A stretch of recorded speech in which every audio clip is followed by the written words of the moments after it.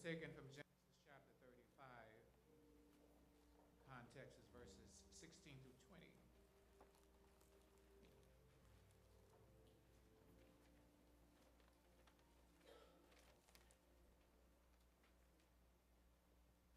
My focus today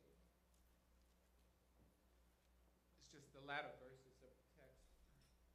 And here begins God's word being read. Rachel was about to die,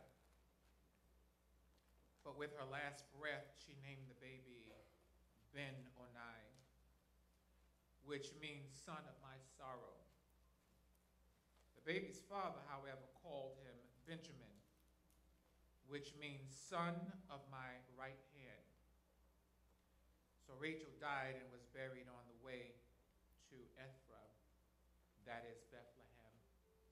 Jacob set up a stone monument over Rachel's grave, and it can be seen there to this day.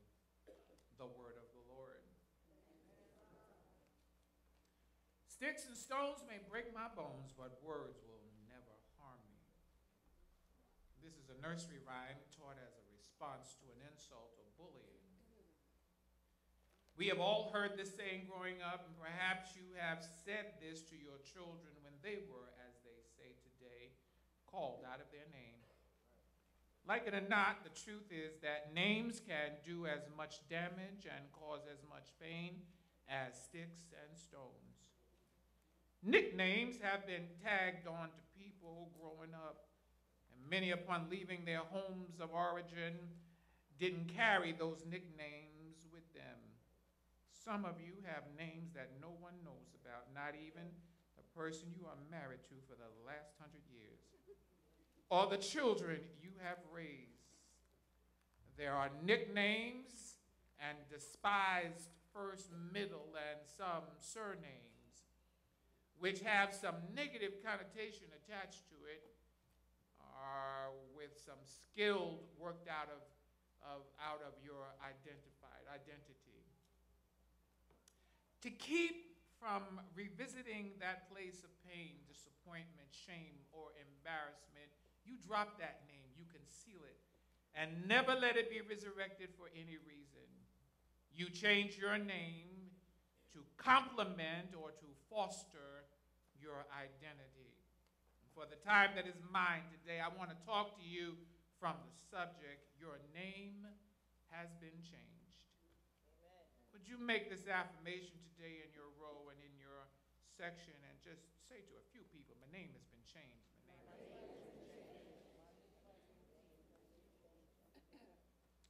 Children identified as the baby boomer generation or born in a certain cultures would be named after a parent, grandparent, or great-grandparent.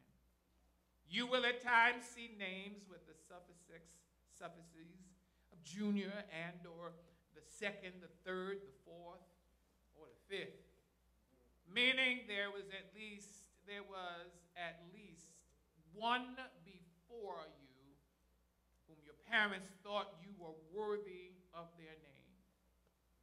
When asked, who are you named after, or what does your name mean, you might be able to, with pride or in some cases shame, explain, I'm named after my father, I'm named after my grandfather, my grandmother, my mother, or a beloved aunt or uncle. If there is some prophetic or positive quality connected to the name, the person will tell you, my name means I'm smart, I'm intelligent, I'm generous, I'm a go-getter. Would that every person's name were a positive and prophetic reflection of being and doing great things. That's not always the case.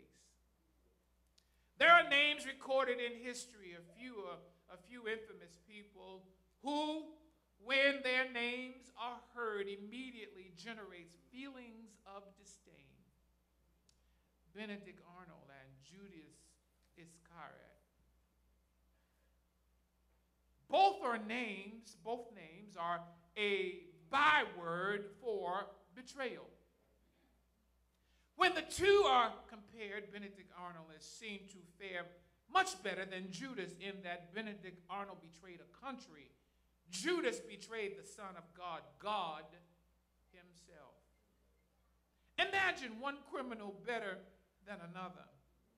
Many of you may remember Lee Harvey Oswald, who killed a man of great promise, President John Fitzgerald Kennedy.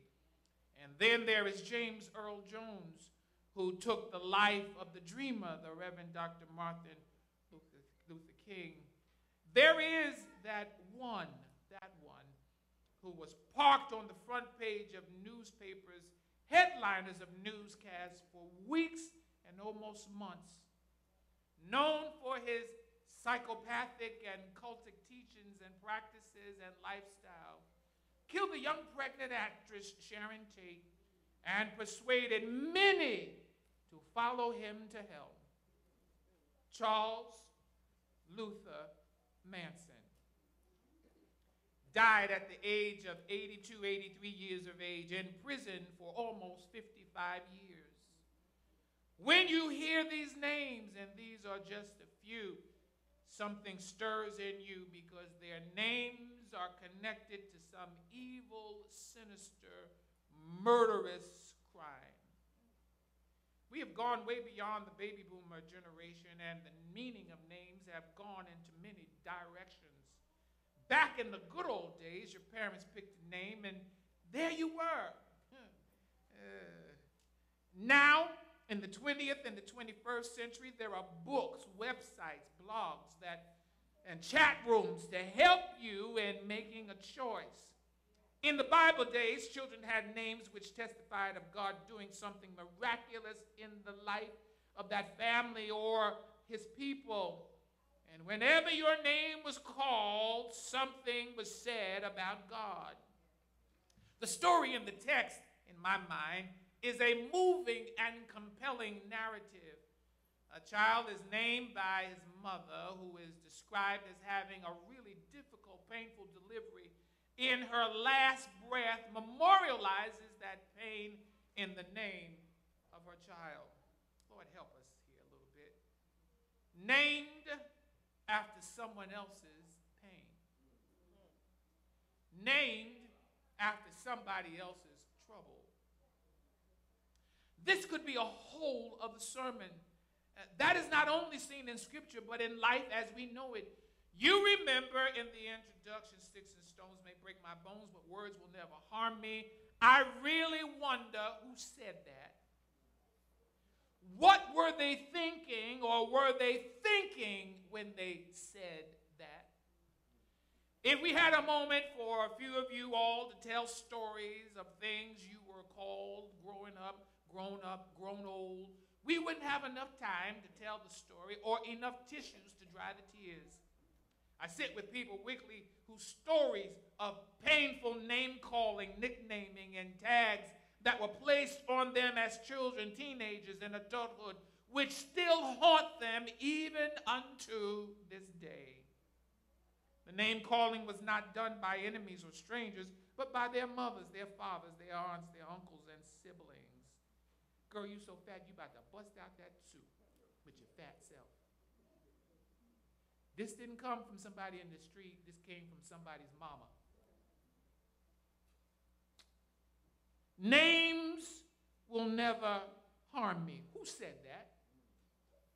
This may have, at the time it was said, meant to be good intention, but you have a better chance of healing from sticks and stones and broken bones than a broken heart and a wounded spirit. Rachel had a difficult and a hard time, and she wanted it her hard time and difficult time to live on in the child she birthed. In her last breath, she named the child Ben-Onai. In the ancient Semitic world, a name was not only a means of identifying a person, it was considered to be prophetic. Imagine, you will be a pain for the rest of your life. And wherever you go and whoever calls your name, they will know that I brought you here in pain. Whoever you marry, whoever you date, when you tell them your name, they will know that I thought you would be painful in any relationship, any association, any connection that you might make. Oh, mama, mama, mama, mama. 1 Samuel chapter 25, verse 25 indicates, as a man's name is, so is he. Rachel's experience is not exclusive. It's seen in the prayer of Jabez in 1 Chronicles chapter 4, verses 9 through 10. Jacob is in the text, preaches to and persuades his household to give up their foreign gods, purify yourselves, and change your garments.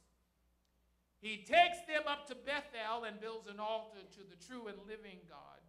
After the destruction of the idols and the pagan artifacts, the Bible reads in verse 5, as they journeyed, the terror of God was upon the cities that surrounded them, and they did not pursue the sons of Jacob.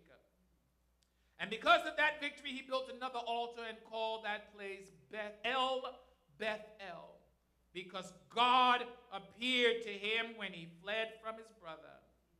It was at the same spot Jacob met God many years before when he wrestled with the angel of the Lord and would not let him go until he blessed him.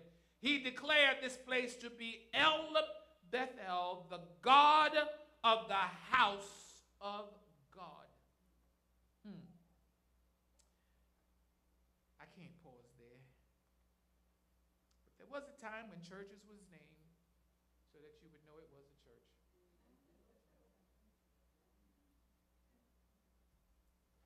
Because it was God's house. And it should be named so that there would be some way of knowing that God was in there. And perhaps the names of some of these places do reflect what goes on in there, that God is not here. They probably could name it Ichabod, meaning, oh, never mind, let me just go back to where, God is gone. He left. Joel Osteen tells a story about a man that went to a church once, and he was dressed in cowboy boots. Well, he just didn't look like he was going to church. It didn't look like the people who was at the church, and they told him, the next time you come here, you ask God how you're supposed to dress, and then you come back. So he came back looking just exactly like he did the Sunday before, and he said, didn't we tell you to ask God about what you're supposed to wear when you come to church? And the man said, I did, but God said he's never been here.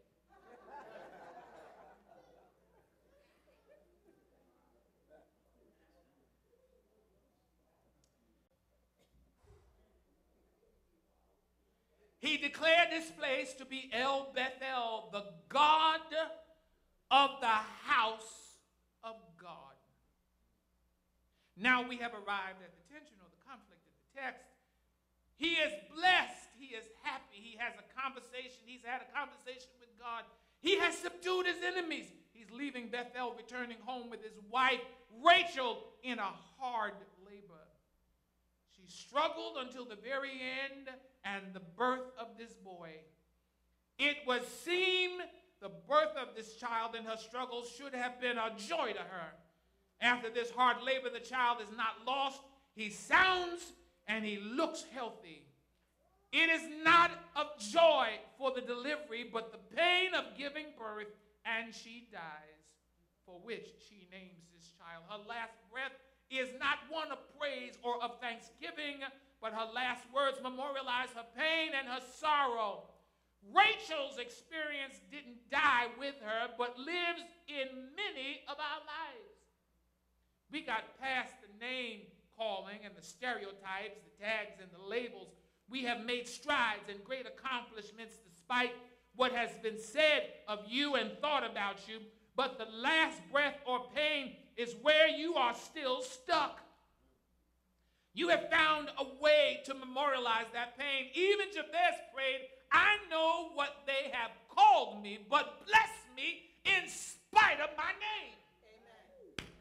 Amen. Then he says, bless me indeed. Just don't bless me, but bless me in such a way that nothing and no one can reverse what you have done in me, through me, and for me. Lord, there should have been a hallelujah right there. It's not that anybody can undo what God does, but we can undo it in our mind. So when you bless me indeed. So when they say stuff about me, I can keep telling myself, you blessed indeed. When they look at me crooked and sideways, and when the eyes start roaming in the room, because you know the eyes are the mirror of the soul. So if you ever want to know who's been talking about you, come on now.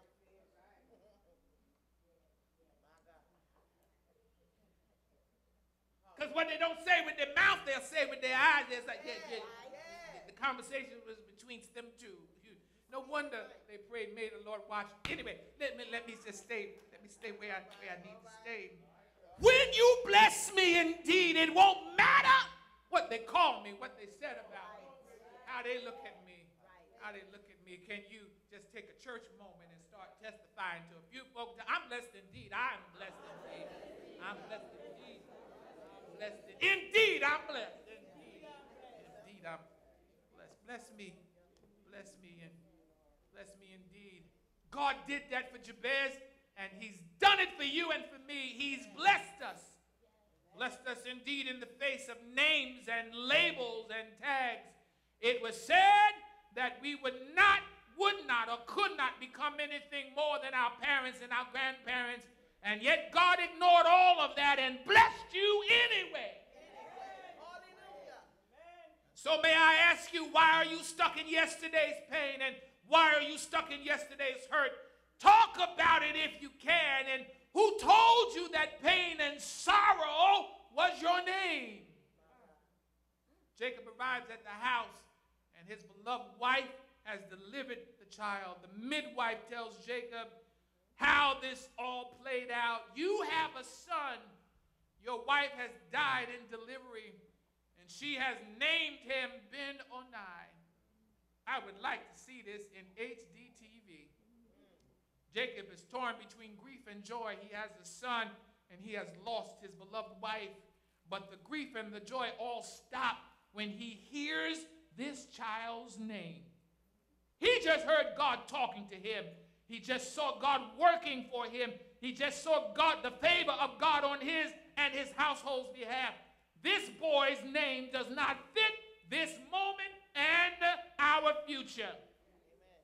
Ben-Oni means son of my sorrow. Every time Jacob would say his name, he would hear sorrow. In his formative years and growing up with other children, he would have been known as sorrow. Wherever he went and whatever he would do or accomplish, no matter how great, he would be known as sorrow. Watch Jacob's posture change, facial expression, and perhaps the tone of his voice. No. N-A-W. No. That's not going to be his name. His name is Benjamin, for he is the son of my right hand. Lord, I want to have church, but it's just taking y'all so long. You don't know what the right hand means, do you? Do you? Does you? Don't you? It means favor. My God. All right. You're right. The right hand is the hand of favor. When the guest of honor comes to the host or the hostess house, he or she does not sit at the head of the table, but they sit to the right of the host or the hostess. When guest preachers come here, they sit to the right of the most senior person in the house because you have been favorably invited to this house. Thank God. Thank God. You still don't get it. He's got his right hand stretched in your direction because in his right hand is blessings and favors forevermore. So when we talk about the Lord stretching out his hand, we're not talking about him stretching out his hand to slap you, to whip you, or to beat you. But when he stretches out his hand, he's got blessings unmeasured in his hands. That's a spot for you to clap your hands and thank God for his right hand. Yeah.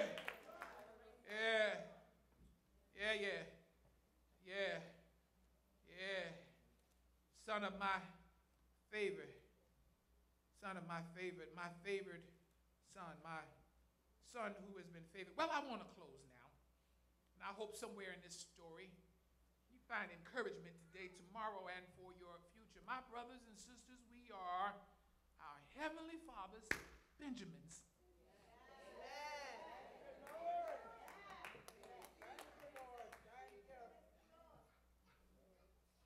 It doesn't matter what you have been called or what you have been labored, what people have named you or tagged you.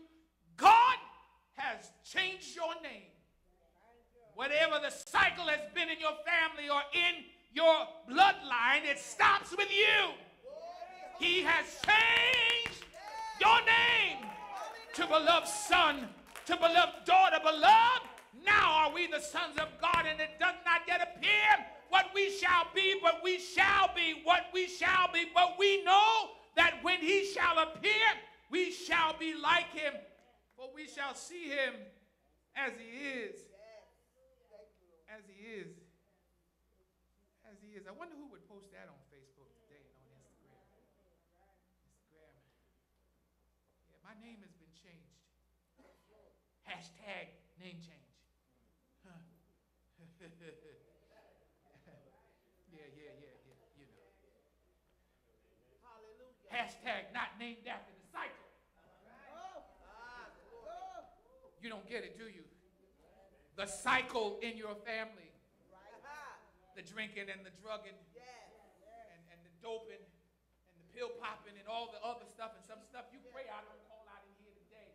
But some of that is in your bloodline. There's a switch in you. There's a switch in you that either got shut off or never turned on because God changed your direction.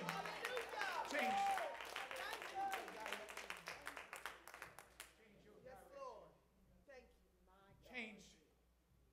Direction. So the next time you get to a family reunion, if you got any folk left, or you church folk who sit on one side, you need to get on the front row and look at the other relatives sitting on the other side. And then you need to tell you, I need to go sit over there. I need to go sit with the drinking and drugging folk. And just let them see. This is where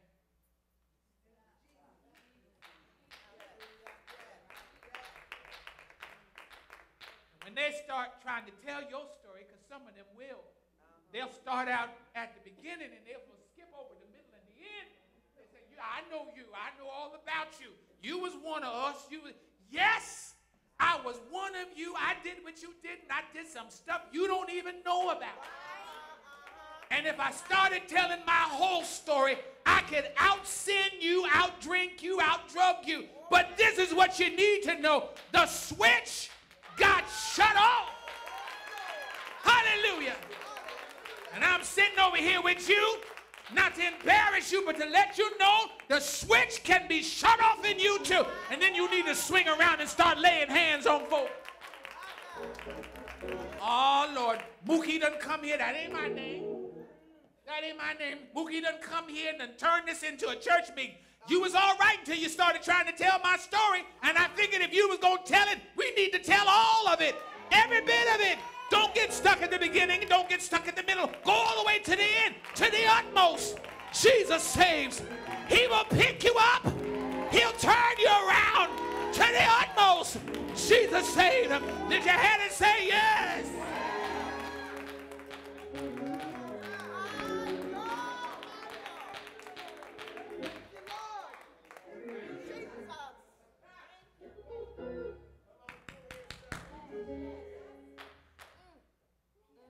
Secondly,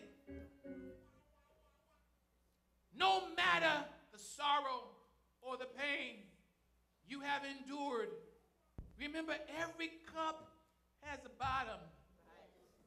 And every sorrow has a dateline. Hashtag trouble's got a bottom. I'm going to look to see who puts that up. You might not want to because that tells other people I have stepped out of trouble and can't be invited back into it. Oh, Lord. Let me hurry up because I promised me on the way here. mother used to say this, and it's amazing how you get old. All the stuff old folk used to say when you was young, it was after that. What's that stupidness, you know? And here you are, 100 years later, repeating the same stupidness and trying to trying to make sense. You make sense all out of it. All of this crazy. Sound just like them. Sound just like. Well, she used to say, you know, if you throw a brick amongst a bunch of dogs, you know, and when she start with that, like, here we go. The only dog that barks is the dog that got hit. So now, here's my version. If you are around a bunch of brick-throwing folk and you don't get hit, don't go answering folk on Facebook. Because they will never know if they hit you unless you bump.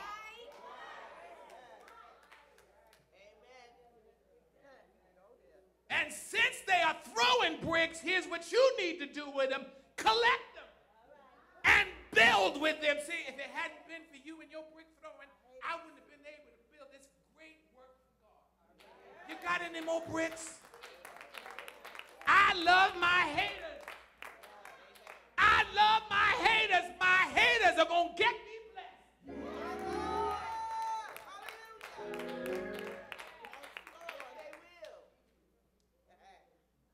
So, some years ago, there was some chatter amongst a couple of preachers. They were back and forth, back and forth, back and forth. They weren't back and forth with each other. They were back and forth with me. But nobody heard me say anything. No response. So a gentleman that was working with our church lived not too far from here. He called. I was surprised he called. How are you? I'm well. I'm well. How are things? Everything is well. I'm good. I'm good. I'm good. And he kept talking, trying to feel out. And everything was good. I'm good. He says, then when he finally gave up on it, he said, well, I'm glad to hear that. I'm going to tell you why I called, and I'm thinking, please do, because I don't stay on the phone. It's like I'm having to wipe my ear. I don't stay on the phone this long. He says, well, he calls names. So-and-so had a lot to say about you, but nobody has ever heard anything from you. I just wanted to know if you knew and if you heard. And I said, yes, but here's what you need to know. When you throw a brick amongst the dogs, the only dog that barks is the one that got hit. And he says to me, I guess you didn't get hit. And I told him, and this is where our conversation is ending because I have to stay on the phone like this. No, I did not. You got to be guilty. And if you're not guilty, then you need to keep your mouth. And any smart lawyer will tell his client, if he is guilty, shut your mouth and let me do the talking. Sometimes people need to be reminded when you get arrested, they give you this little speech, Miranda's law. You have the right to keep your mouth shut. And just know that anything you say, you know what that means when you start explaining. Anything you say can and will be held against you in a court of law. You got the right to attorney. If you can't afford one will be appointed for you. Now they're trying to tell you, get your lawyer, and if you can't afford one, they'll get one for you, but keep your mouth shut. Reverend H. Beecher Hicks writes in his book, Pastor Metropolitan Baptist Church in Washington, D.C., similar situation. And somebody came to visit him and wanted to know, why don't you defend yourself?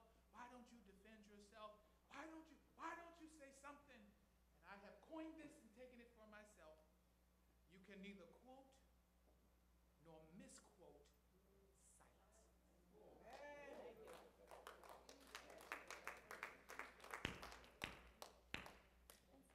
If you hold your peace, God will fight for you. God works better when you don't try to help him. David wrote, and we will live it. For his anger endureth but for a moment, and his favor is like weeping may endure for a night, but joy comes in the morning. If you have been crying, thinking that there is no end to your tears, I announce to you here today, today is about to break, and you would have cried your last tear yesterday. Get ready for joy. Get ready for favor. Get ready for your name to be changed. Lastly, you are the beloved of the Lord. If God, like Jacob, hadn't come in and changed our names, we would have indeed been a Ben-Onai, sons and daughters of sorrows. God reserved another name for us, son of his right hand. You have favor. I'm quitting, but I need to ask you for help again. And I need you to really assert yourself in this statement. And you'll need to do that for the rest of the week. Assert it in your row and just tell a few folks, I've got favor. I've got favor. Hashtag, I got favor. The grammar's incorrect, but we're not trying to be grammatically correct. We're trying to be spiritually powerful. I've got favor. I've got it. I've got it.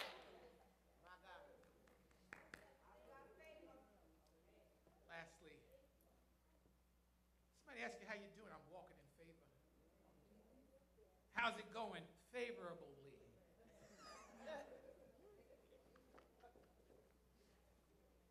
How you feeling today? Favorably well. Amen. Not good, because good is relative. We're not being relative. We're being factual. I'm well. I am well.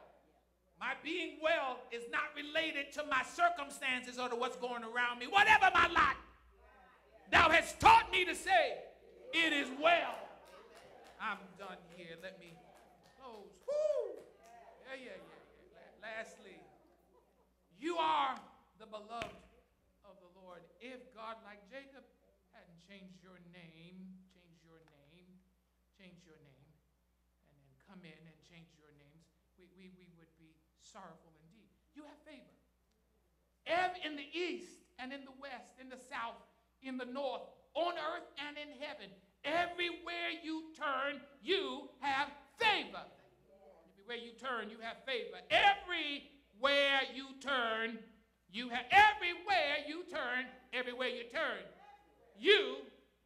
have favor. Hallelujah. You are the beloved son. I'm done. Close. Here's what I need to say to you in closing. As we go through these next few days, with your concern about getting gifts and giving gifts and receiving gifts, gifting people you don't like, spending money you don't have, because this is the season. Maybe the season needs to get in you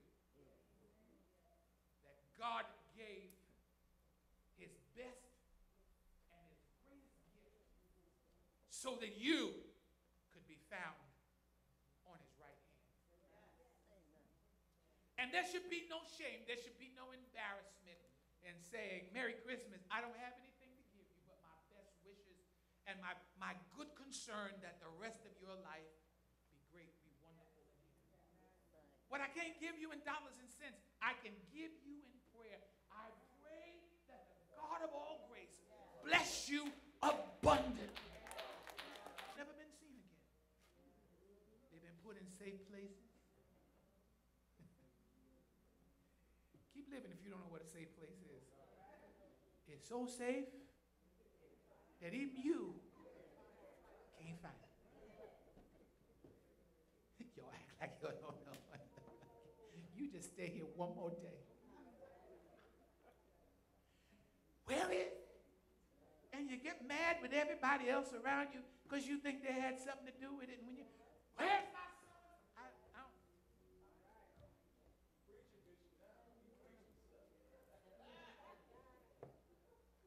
I don't know what it is you think. Yes, you do. I had it. Well, when you had it, I wasn't around you. I don't know. You know, my mother and I really am going to quit.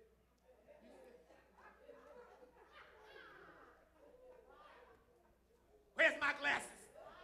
Where's my glasses? Shut up. Where's my glasses? I keep telling y'all, don't touch my glasses. Don't touch my glasses. Leave my glasses alone. Well, everybody in the house, well, almost everybody in the house wore glasses except one person. So nobody else had any reason to touch anybody else's glasses. They're your glasses. You need to keep it with it. I don't know. I told you don't. But when I put stuff that, this can go on like for a few minutes. And it starts to go into deep places. So you just stand by and listen. Because when we get to the end of that,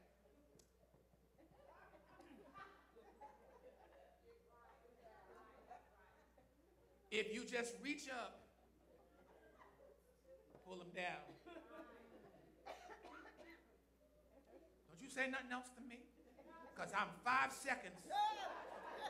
Oh, mother dear, you passed the 5 seconds. You down a whole 20 minutes of fussing and fighting with everybody except yourself. You did that.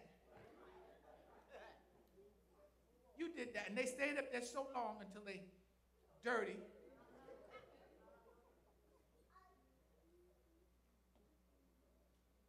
That's what happens. Don't put Jesus in one of them safe places. So safe.